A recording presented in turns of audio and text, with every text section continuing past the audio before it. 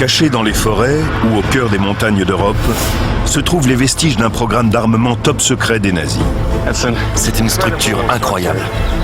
Un vaste réseau de laboratoires de recherche, de bases de lancement et de silos à missiles. Et une arme terrifiante telle que le monde n'en a jamais connue. Elle franchissait le mur du son. Le tout premier missile balistique. Ça a changé la face de la guerre et ça a changé l'histoire. Je veux la destruction totale, absolue. Voici l'histoire du génie nazi qui a bâti des bases de missiles ultramodernes, d'où sont sorties les armes révolutionnaires à l'origine de la technologie qui a servi à envoyer l'homme sur la Lune. Le programme de fusée V2.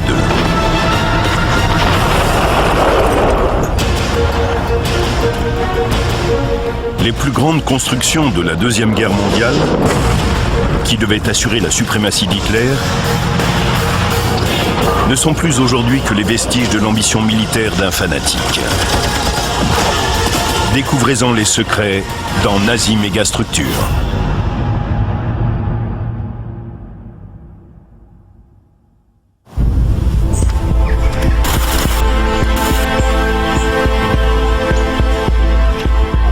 Samedi 3 octobre 1942. Une équipe de scientifiques nazis arrive sur l'une des installations militaires allemandes les plus secrètes pour le lancement d'une arme totalement nouvelle. À leur tête, Werner von Braun. À 30 ans, c'est le plus grand spécialiste des fusées au monde.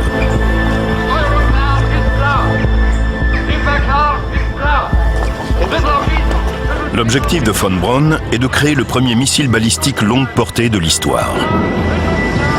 Une arme dont les nazis espèrent qu'elle fera basculer le conflit à leur avantage.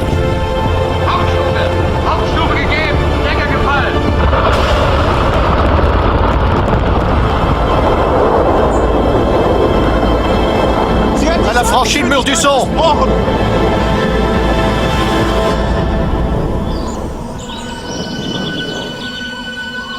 Il y a des années, ce n'était pas du tout comme ça. Spécialiste des fusées et expert en missiles V2, le professeur Olaf Schibilski se tient à l'endroit exact où le lancement a eu lieu il y a plus de 70 ans. Les arbres n'étaient pas là, le terrain était complètement plat, pavé par endroits. Nous sommes à Peenemünde, vaste laboratoire nazi bâti dans le but de gagner la guerre.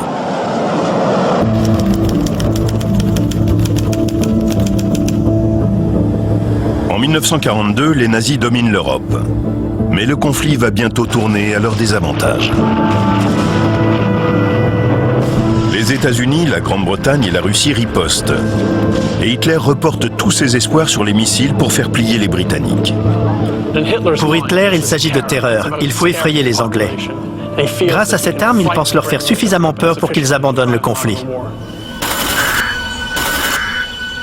C'est une arme dont la genèse remonte à plus de 10 ans auparavant.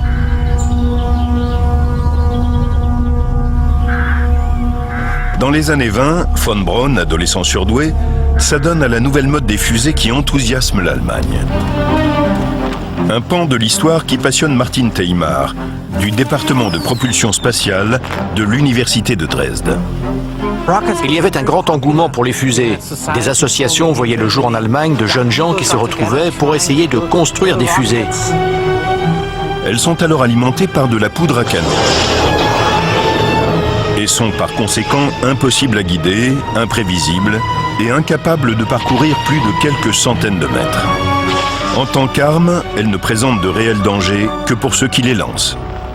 Ces premières fusées faisaient du bruit, on en prenait plein les yeux, et ça pouvait éventuellement effrayer les régiments de cavalerie. Mais ce n'était en aucun cas une arme efficace. Au début des années 30, Werner von Braun commence à expérimenter une nouvelle technologie, la fusée à combustible liquide.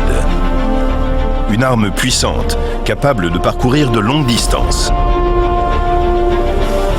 Ces travaux attirent l'attention de l'armée allemande. Elle demande à von Braun une démonstration de son dernier prototype.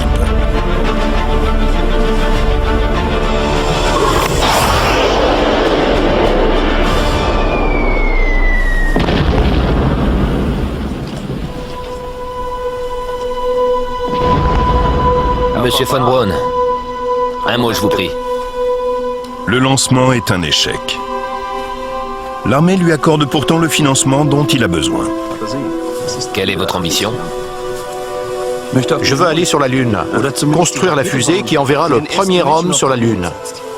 C'est possible, on peut le faire. Tout cela grâce à Hitler. Lorsqu'il accède au pouvoir dans les années 30, il alloue des fonds quasiment illimités pour la recherche militaire. Hitler a une fascination pour le monumental. Il veut que tout soit toujours plus grand. Le stade qu'il voulait faire construire à Nuremberg pour les rassemblements aurait été le plus grand du monde. Il veut construire le plus large réseau d'autoroutes de la planète. Il veut construire plus de chars et d'avions que tous les autres pays. Il est absolument obsédé par la démesure. Hitler commence à réarmer l'Allemagne. Et en 1935, les nazis demandent à Werner von Braun de construire la première base de lancement de fusées au monde. Un centre ultra sophistiqué où il pourra concevoir, tester et lancer ses dernières inventions. Ce sera le plus grand laboratoire militaire au monde et il fonctionnera dans le plus grand secret.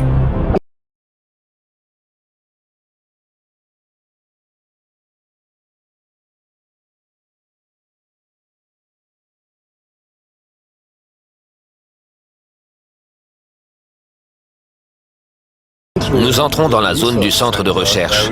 Et voici le premier poste de contrôle. Il y avait des barrières et des chiens de garde.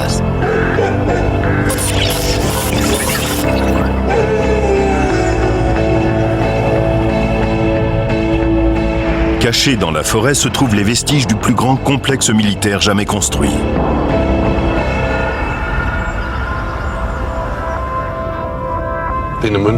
C'est à Peenemünde que la science moderne a vu le jour, en partie grâce au travail forcé de prisonniers.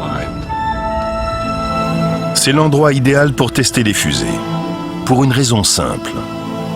Le vol doit être documenté tout du long. Donc il faut une côte rectiligne.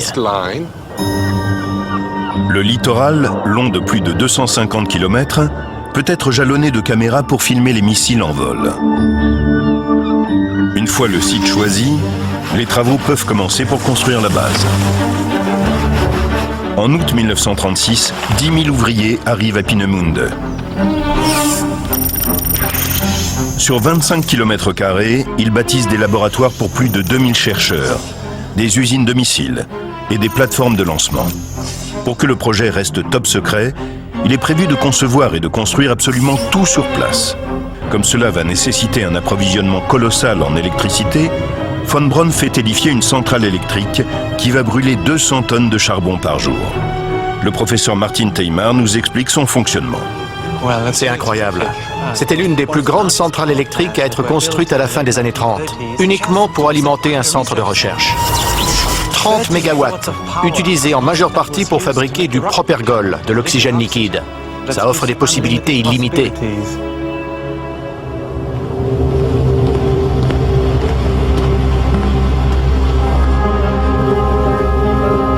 75% de l'énergie produite est destinée à l'immense usine d'oxygène liquide qui fournit le carburant pour les fusées.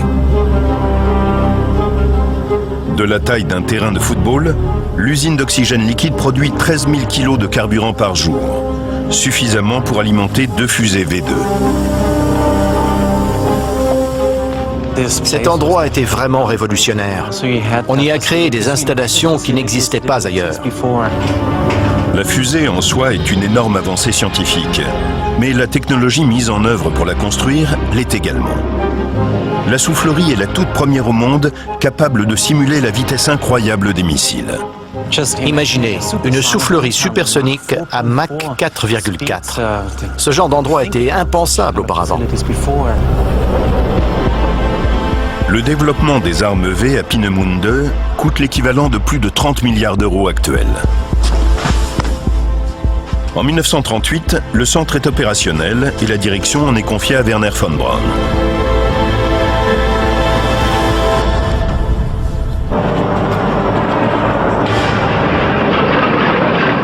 Loin de l'isolement de Peenemünde, l'histoire va donner un caractère d'urgence aux travaux de Werner von Braun. Hitler entend plonger l'Europe dans la guerre.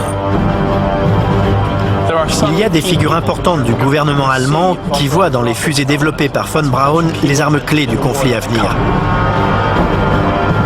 Après avoir investi des milliards, l'armée a hâte de pouvoir enfin tester un missile opérationnel.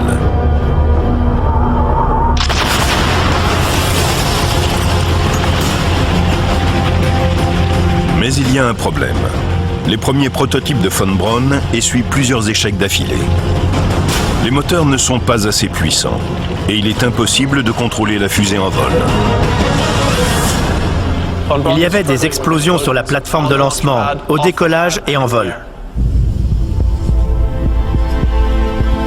Ça ne pouvait pas tomber plus mal. On vient de demander à von Braun de présenter son dernier prototype au Führer en personne.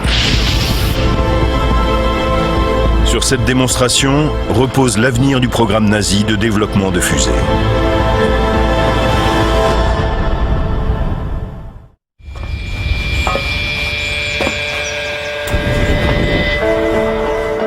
En mars 1939, un groupe de hauts dignitaires nazis se retrouve dans un endroit gardé secret pour assister à l'essai du dernier prototype de moteur fusée de Werner von Braun.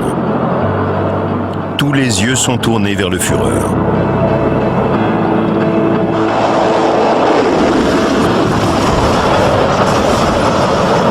Mein Führer, nous estimons que notre fusée est capable d'atteindre la vitesse de 5000 km/h en seulement 30 secondes. Le prototype fonctionne parfaitement.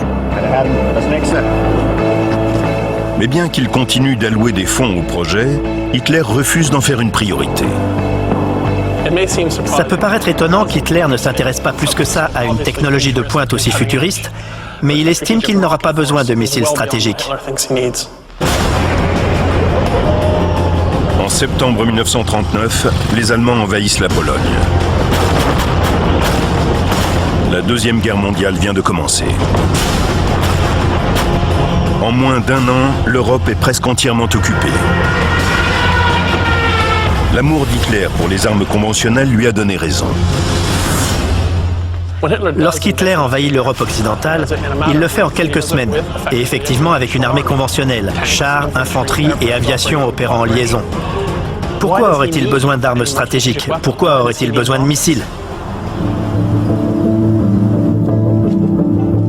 Von Braun ne se laisse pas abattre et continue de travailler pour produire enfin un missile opérationnel. Chaque lancement est filmé par des caméras. En l'absence d'ordinateur pour simuler les essais, la seule façon de tester une fusée consiste à la faire décoller.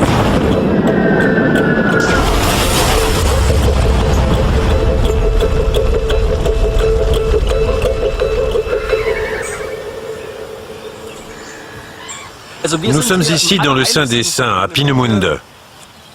C'est là que les nazis essayaient de faire voler leurs fusées. L'aire de lancement est entourée d'un monticule de terre et de béton armé destiné à protéger le personnel.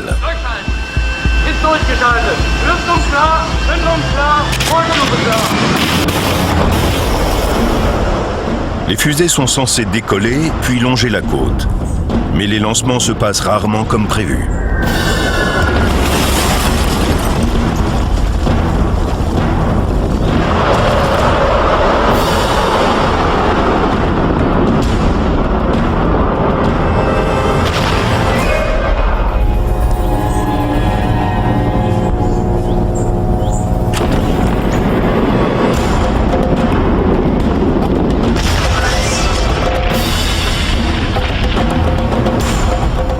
Voici un extincteur, ou plutôt une bouche d'incendie en cas d'explosion.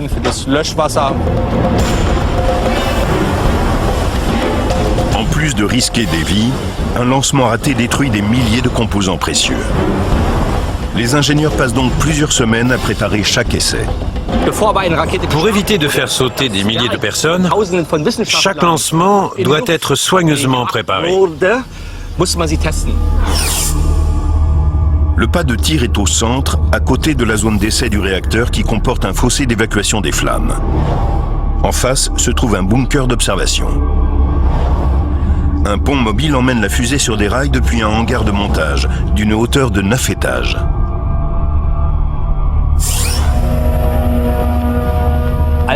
Les fusées étaient suspendues dans le hangar où l'on vérifiait les composants électriques et les composants électroniques. Et si tout était en ordre, la fusée était transportée sur des rails jusqu'à la zone d'essai que l'on voit là-bas.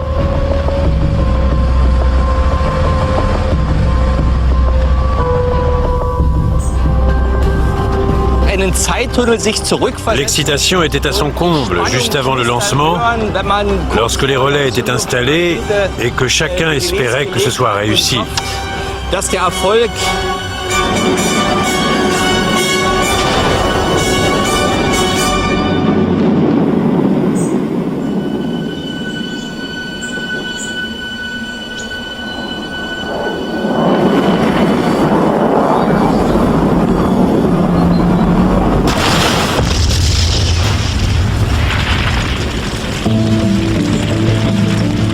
Mais la réussite se fait attendre. L'été 1942 voit se succéder une série de lancements ratés. Ils avançaient pas à pas, en tâtonnant. C'était très laborieux. Il fallait examiner les restes des fusées, chercher les indices, tenter d'identifier la cause de la défaillance. Von Braun a deux problèmes techniques importants à résoudre. D'abord, concevoir un moteur capable de propulser une fusée de 13 tonnes à plus de 4 fois la vitesse du son et transportant suffisamment de carburant pour couvrir une distance de près de 200 km. La fusée décollait bien droit, tout avait l'air parfait, mais visiblement, le moteur se coupait prématurément.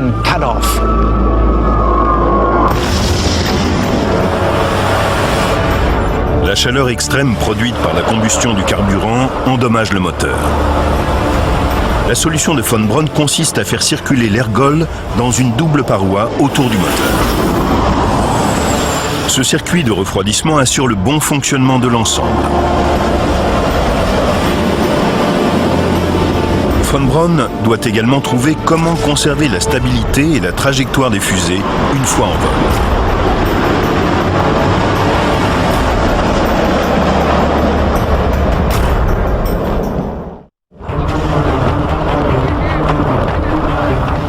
Comme on peut le voir, au décollage, tout se passe bien. Mais presque immédiatement, elles se mettent à vriller et elles retombent. Donc il semble bien qu'il y ait un problème de navigation. Elle part dans la mauvaise direction.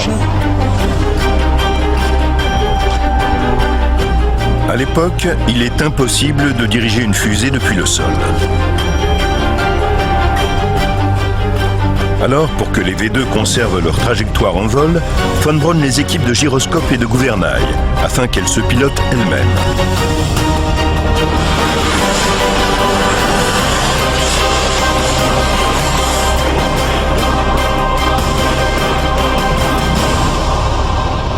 Après des années de recherche, Von Braun pense avoir enfin construit une fusée opérationnelle.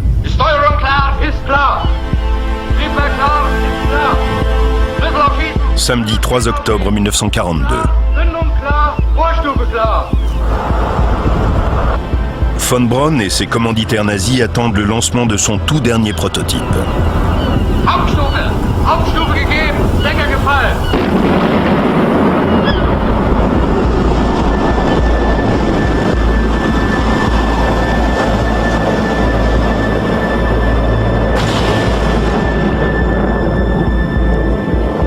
Elle a franchi le mur du son.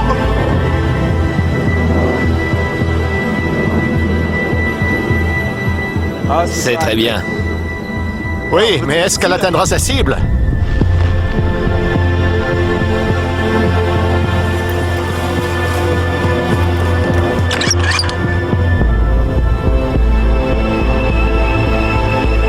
Vous vous rendez compte de ce qu'on a réussi? Nous avons créé une navette spatiale. Tout à fait. Si vous croyez que votre casse-tête est fini, je peux vous dire qu'il ne fait que commencer.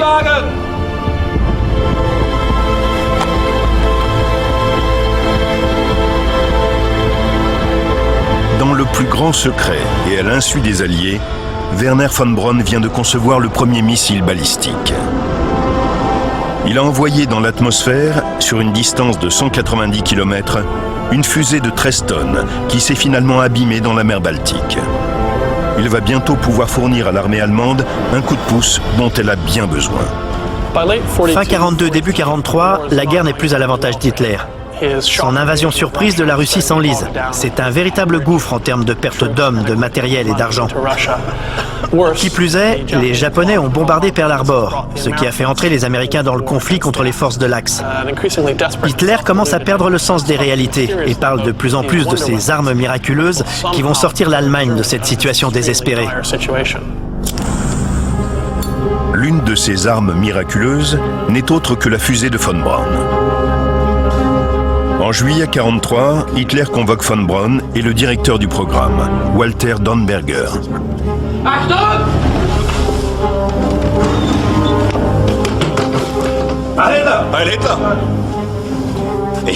On m'a dit que vous aviez fait des progrès intéressants, Dornberger. C'est exact? Oui, mein Führer. Von Braun va vous expliquer.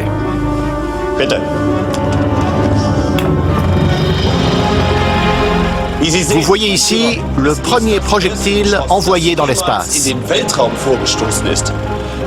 En l'espace de 30 secondes, il a atteint la vitesse d'environ 5000 km à l'heure.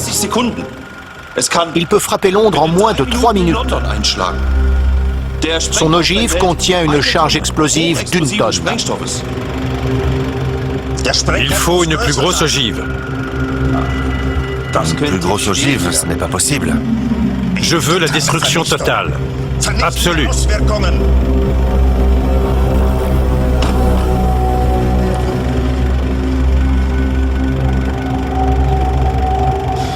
Von Braun est victime de son succès. Il voulait attirer l'attention d'Hitler, c'est fait. Le Führer exige immédiatement plusieurs milliers de V2. Il demande qu'il soit produit à un rythme que von Braun est incapable de fournir.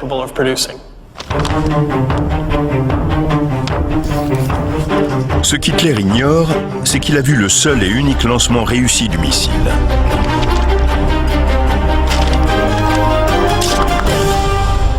Mais pendant que von Braun se concentre sur la production d'une fusée fiable, l'aviation alliée envahit le ciel allemand. Qui plus est, à l'insu des nazis, un avion de reconnaissance de la RAF a rapporté des clichés de la base secrète de Peenemünde. Les bombardiers britanniques approchent. Durant l'été, Wernher von Braun travaille sans relâche avec son équipe d'ingénieurs pour construire un missile opérationnel. Il a besoin d'un peu plus de temps pour fournir enfin à Hitler l'arme dévastatrice qui l'attend. Bonsoir, monsieur le directeur. Bonsoir. Vous avez une cigarette? Oui. C'est le brouillard artificiel? Tout le monde à couvert! Peenemünde est la cible de plus de 500 bombardiers britanniques. La base top secrète n'est plus un secret.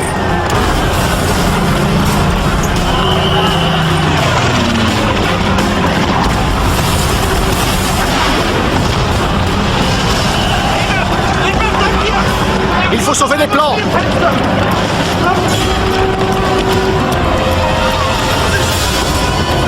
Dix années de travail de plusieurs milliers de personnes sont en train de partir en fumée.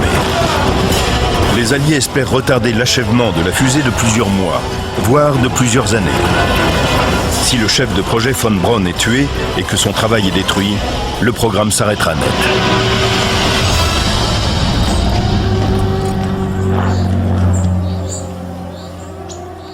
Plus de 1800 tonnes de bombes sont larguées sur Peenemünde.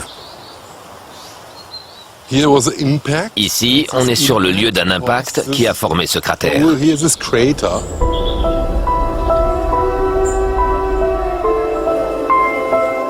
L'étendue colossale de Peenemünde en fait une cible facile pour les bombardiers. Une fois que les services secrets britanniques ont compris que c'était Peenemünde, la base devenait vulnérable. Elle n'était pas souterraine et il était impossible de la protéger contre la supériorité aérienne alliée. Von Braun a survécu. Mais la base de Peenemünde n'est plus un endroit sûr. Elle est impossible à défendre contre les attaques aériennes. Il faudra déplacer le centre de recherche à l'abri des bombardiers alliés pour parvenir à l'objectif final, la destruction de Londres. Les ingénieurs se mettent immédiatement en quête d'un nouvel endroit en plein cœur de l'Allemagne. Mais où cacher ces gigantesques fusées et tout le matériel nécessaire à leur construction? La réponse se trouve dans une mine abandonnée au centre de l'Allemagne, appartenant à la société Mittelwerk. Jens Christian Wagner est le spécialiste du site. Ici, au cœur de l'Allemagne, il y avait un immense réseau de tunnels qui avait été construit en 1936. C'était une mine de gypse que les nazis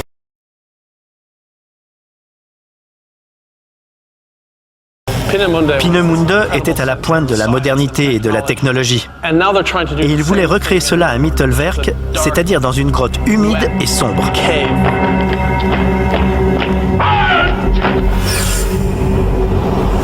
7000 esclaves creusent 2 tunnels parallèles, d'une longueur totale de plus de 3 km.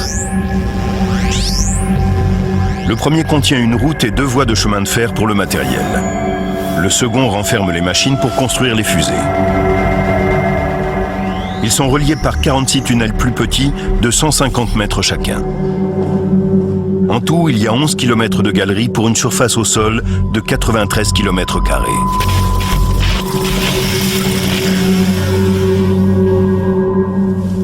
Voici une partie de la chaîne de montage des V2.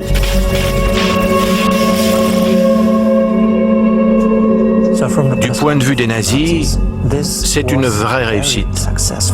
Cette usine a été construite en 4 mois.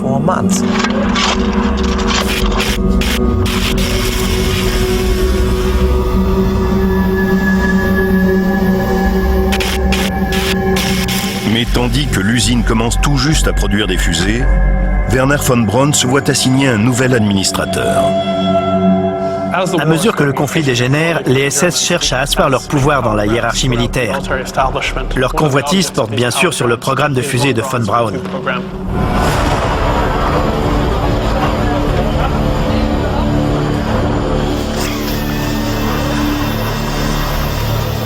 Le général SS Hans Kammler s'est fait un nom en améliorant l'efficacité des fours crématoires à Auschwitz. Hans Kammler était impitoyable. C'était un spécialiste de la destruction. Il a désormais repris les rênes de l'usine et de son personnel de travailleurs esclaves.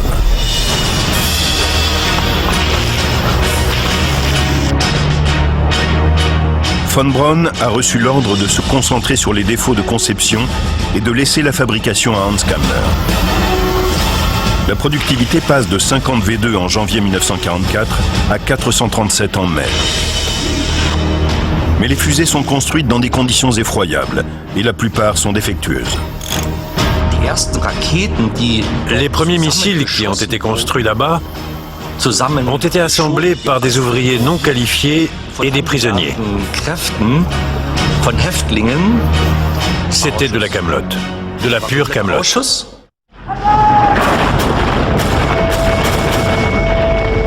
En 1944, les nazis ont plus que jamais besoin des V2. Le conflit tourne résolument en faveur de l'ennemi. Les Russes poursuivent leur avancée à l'est. Et l'aviation alliée bombarde les villes allemandes. L'usine de Mittelwerk reçoit l'ordre de sortir 900 fusées par mois. Et Kammler utilise des méthodes brutales pour augmenter la productivité. De nombreux prisonniers sont morts, battus, assassinés par les SS et les contremaîtres civils. La plupart sont morts d'épuisement. D'autres sont morts de faim. Environ 10 000 prisonniers ont vécu et sont morts ici, sous terre.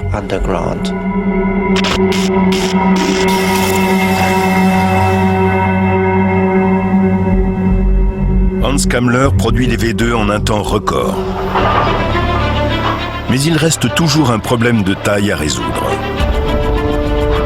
Où construire les rampes de lancement? Et surtout, comment les protéger?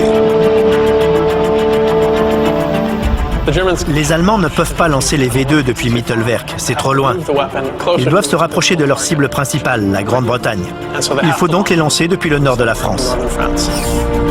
Hitler ne tient pas compte des demandes de l'armée pour des petits sites mobiles moins facilement repérables et ordonne la construction d'une énorme base de lancement, la Coupole. Inévitablement, Hitler s'en mêle. Et inévitablement, là encore, il choisit l'option grosse artillerie, à savoir une gigantesque base de lancement fixe. Sous un immense dôme de béton, les fusées pourront être préparées puis lancées sur Londres.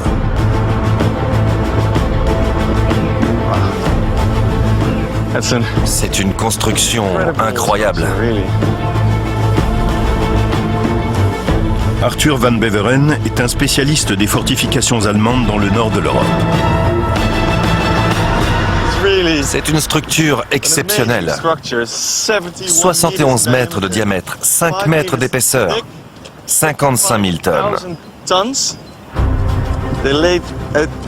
Ils ont fait couler une énorme quantité de béton sur la colline, puis ils ont creusé le calcaire en dessous. Construire ce dôme leur a permis de continuer à travailler au cœur de la colline, même sous le feu des attaques aériennes.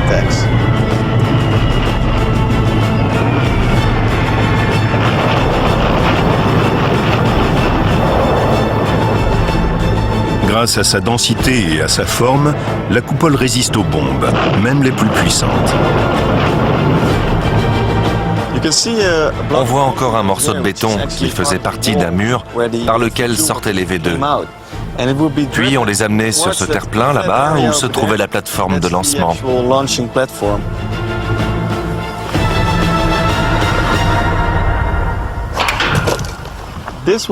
C'est ici que les trains pénétraient sous la coupole. Les fusées étaient posées sur des wagons à l'horizontale et passaient par ce tunnel. En 1944, les nazis ont désespérément besoin de missiles opérationnels. Ils subissent la contre-offensive des Alliés en Italie et des Russes en Europe de l'Est. Ils prévoient de stocker des V2 dans ces tunnels en attendant de s'en servir. Nous entrons maintenant dans une portion du tunnel qui est normalement interdite au public parce qu'elle n'est pas terminée. C'est dangereux, ça n'a pas été stabilisé. Nous sommes plusieurs centaines de mètres sous terre. Les V2 avaient besoin de carburant, de l'oxygène liquide. Il était prévu de construire une usine d'oxygène liquide souterraine dans le but de fournir suffisamment de carburant pour lancer au moins 15 fusées par jour.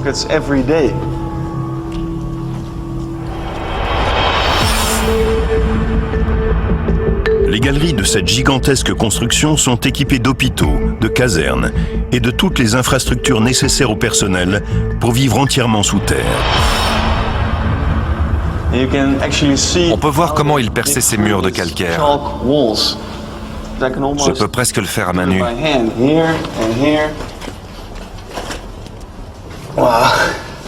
Si c'est bien ce que je crois, on dirait un forêt qu'ils utilisaient en 1944. Voyons si ça correspond. Je suppose que oui. Ça colle parfaitement. C'est incroyable de retrouver ça 70 ans après, à l'intérieur de ces tunnels. On voit ici une poutre. Je ne sais pas si c'est très prudent de passer en dessous. Elle est complètement pourrie.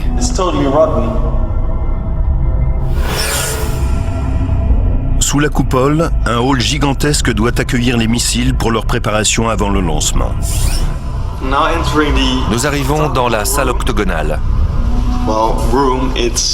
Ce n'est pas vraiment une salle, mais un énorme hall de 6 étages qui se trouve juste sous la coupole. Il fait 24 mètres de haut en tout, au cœur de la colline. C'est incroyable. Les fusées V2 étaient amenées par les tunnels jusqu'ici, puis on les redressait.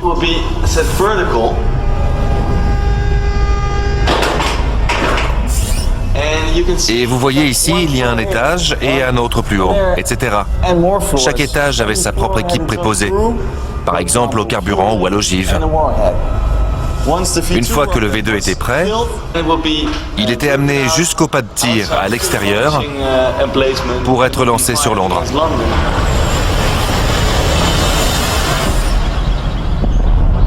Les nazis ont l'intention de lancer jusqu'à 15 fusées par jour depuis la coupole pour anéantir Londres.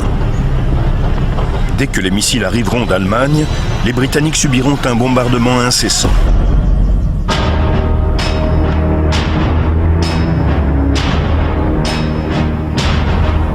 Mais à Mittelwerk, les fusées qui sortent de l'usine souterraine souffrent toujours d'un cruel manque de fiabilité.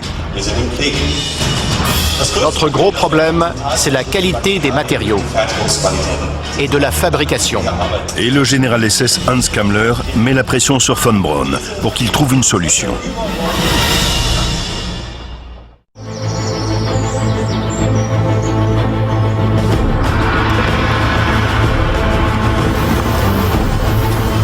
Dans la première moitié de 1944, le programme de missiles nazis touche enfin au but.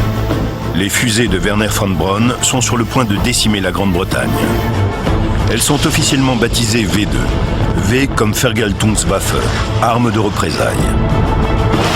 Il ne reste plus qu'un obstacle à franchir. Après leur lancement, de nombreux missiles souffrent de problèmes techniques. Ils s'élèvent sans encombre dans la stratosphère, puis sont victimes d'une étrange défaillance. Il faut que les 3000 pièces fonctionnent parfaitement bien ensemble. Et si un palier ou un relais est défectueux ou qu'une valve n'est pas suffisamment étanche, la fusée ne volera pas. Von Braun ne comprenait pas pourquoi les fusées ne tenaient pas le choc. Un élément lui rend la tâche encore plus difficile. En 1944, il n'existe pas encore de technique permettant de filmer les fusées en gros plan, à haute altitude. Tandis que les Alliés bombardent l'Allemagne, von Braun va jouer son va-tout, au péril de sa vie. Il décide de s'approcher au plus près d'une fusée défaillante, tandis qu'elle retombe vers le sol.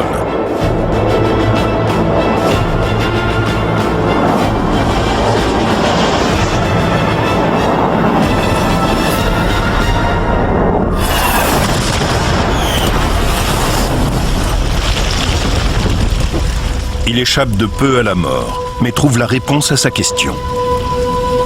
Il constate que le corps de la fusée a été déformé avant de s'écraser à terre. Il en déduit que la structure et l'enveloppe externe du missile se déforment sous l'extrême pression du vol supersonique. Von Braun fait renforcer le fuselage et le taux d'échec diminue de manière conséquente. 2 ans après le premier vol, von Braun a enfin construit un missile fiable.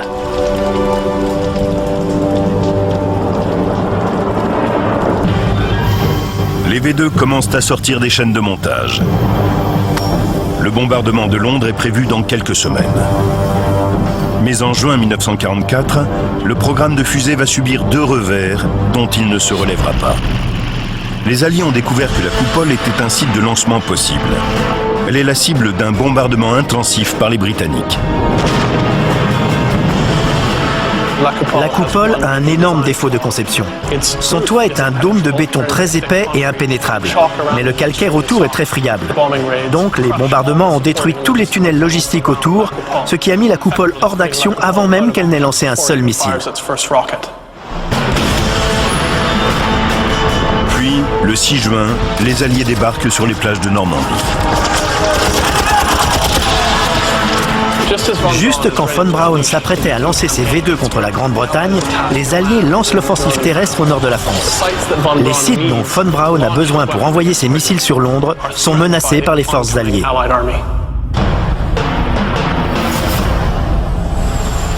Hitler a commis une erreur fatale. Les sites fixes qu'il a exigés représentaient des cibles faciles pour les Alliés. En désespoir de cause, les nazis optent enfin pour des rampes de lancement mobiles, comme l'armée le préconisait depuis le début. Une rampe de lancement mobile peut se déplacer n'importe où. On peut la cacher dans une forêt ou dans des zones construites. Elle a l'avantage d'être plus difficile à repérer.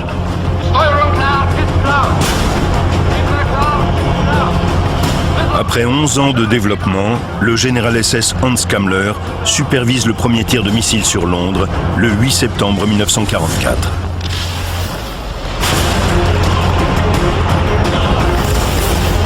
L'arme de terreur d'Hitler est enfin opérationnelle.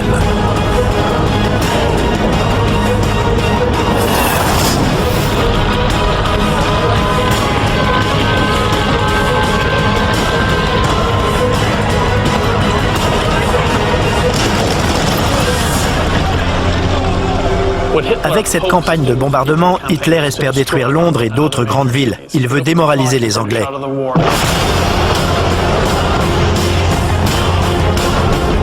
En l'espace de 6 mois, plus de 3000 V2 sont envoyés sur Londres, le sud de l'Angleterre et la Belgique.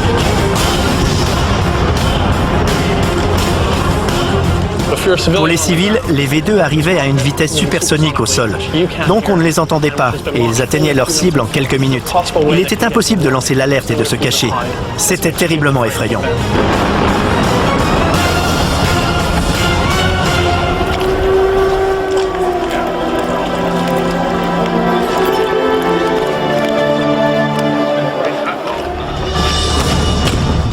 Mais les V2 arrivent trop tard pour changer le cours de la guerre. En 1945, les Alliés pénètrent en Allemagne et forcent les rampes de lancement mobile à reculer hors de portée de l'Angleterre. Le dernier V2 qui touche Londres explose le 27 mars 1945. Au total, plus de 5000 personnes ont été tuées par ces missiles.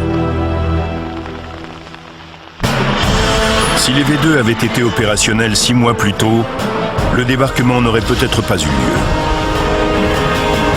Mais l'envergure et le coût faramineux du projet ont eu pour conséquence qu'il a été achevé trop tard pour sauver l'Allemagne et a peut-être même contribué à sa défaite.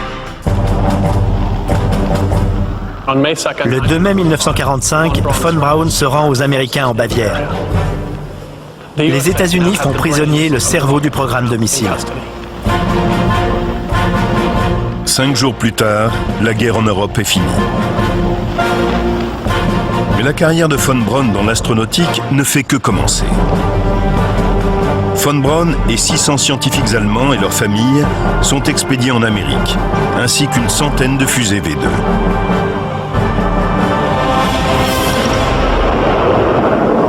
Avec les Américains, il a eu la possibilité de poursuivre ses recherches dans le sens qu'il souhaitait, c'est-à-dire le voyage spatial. Le président Kennedy s'entiche de von Braun, qui réalise enfin son ambition de toujours lorsque sa fusée Saturn V envoie Neil Armstrong sur la Lune.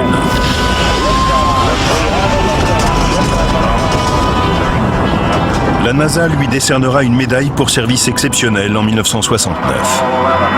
Ces V2 n'ont pas gagné la guerre, mais ils auront finalement conquis l'espace et changé le cours de l'histoire. That's one small step for man,